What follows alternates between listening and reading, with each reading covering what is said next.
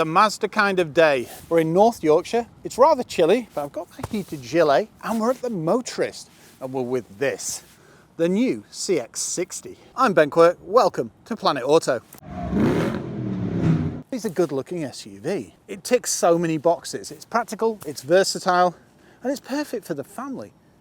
But at the other end of the scale, it's dynamic, it's nimble, well kitted out, and it's fun to drive, which is obviously one of the priorities, at least for me, for a family SUV. And yes, it has changed, but not very much. But it didn't really need to. I mean, to think, it only came out in 2023. There are a few tweaks to the styling, more sleek. The bottom line is, it's still on the same platform, but it didn't need to change. It was a formidable SUV. And to think, this is pretty much a base model. And more than that, a diesel. I didn't know manufacturers made diesels. Well, the odd pickup. But no, Mazda are strong with diesel, and they've got the best emissions in the business. And that's the thing, Mazda aren't afraid to do things differently. And it pays off. Because let's face it, a lot of people want diesels. They're economical, the powertrains are bulletproof, and they've got proper torque. And it's fully equipped too. So, LED lights, automatic, all singing and dancing. You can even get a front camera. But the thing that really astounds is the price, especially with base level. These almost look like retro wheels and they suit it so well. Great space in the arches too. And the cladding just gives it an off-roady look. And yes, the engine you heard before was an inline six. That's why it roars so much. So yes, the 6-cylinder diesel. So it pulls for England. Sorry, Japan. So it looks rather nice in the base level. There's something about the simplicity, and even though it's a lower spec, it's still got things like keyless entry. Climbing in, absolutely no problem. Soft touches, even on the top of the door cards.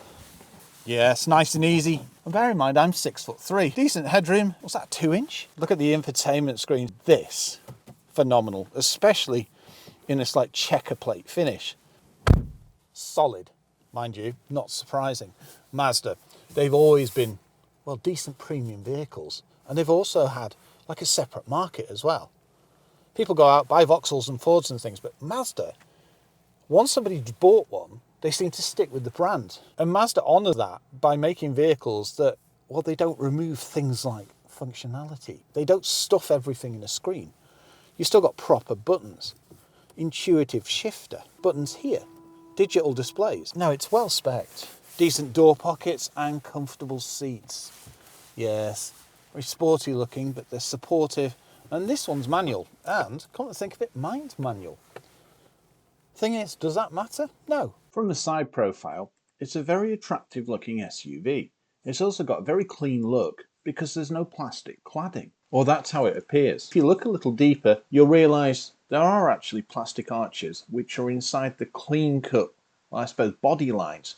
They're nice and sharp, so it just gives it definition. It's just simple, yet effective. With this widened centre console, this gives you great visibility out of the windscreen. Also, the seats raised. It's at a nice angle. Unlike CX80, the seats don't slide, but they do recline. You will find hard plastics, but they're of a good grade. That's the thing.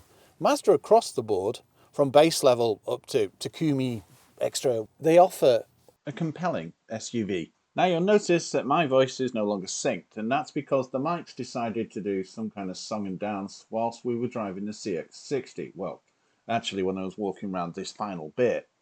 However, I'm going to try and remember what I said.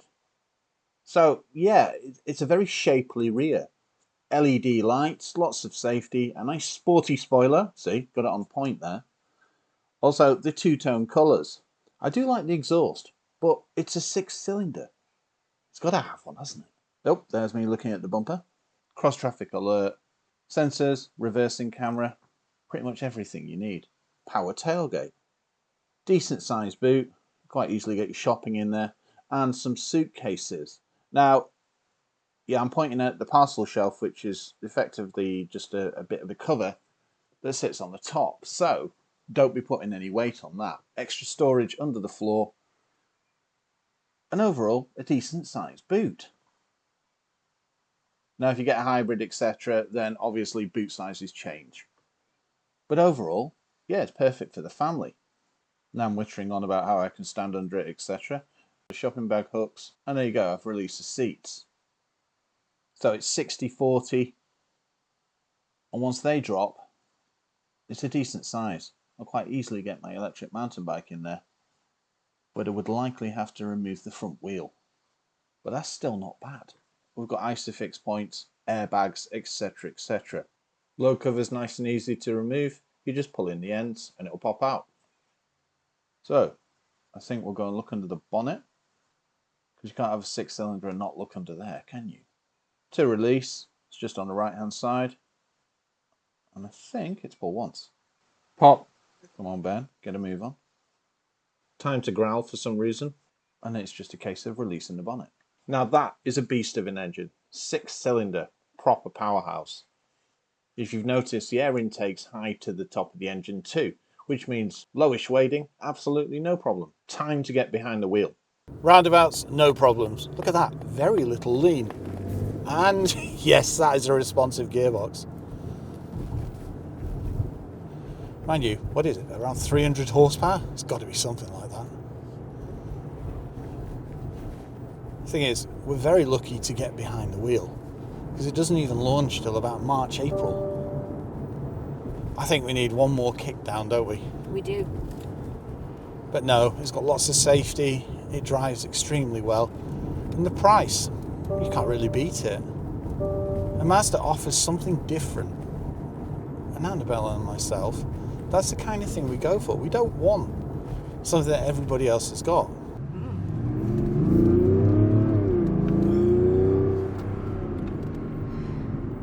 When you get performance like that, well, you'd be a fool not to get one, wouldn't you? Well, that's it, Ben. You said right at the beginning that this ticks a lot of boxes, and it really does. It's a great proposition, isn't it? The price, the spec, what you get, your safety, the way it drives. It ticks all the boxes in your words, Annabelle. And, once again, it's a bit different, which really appeals.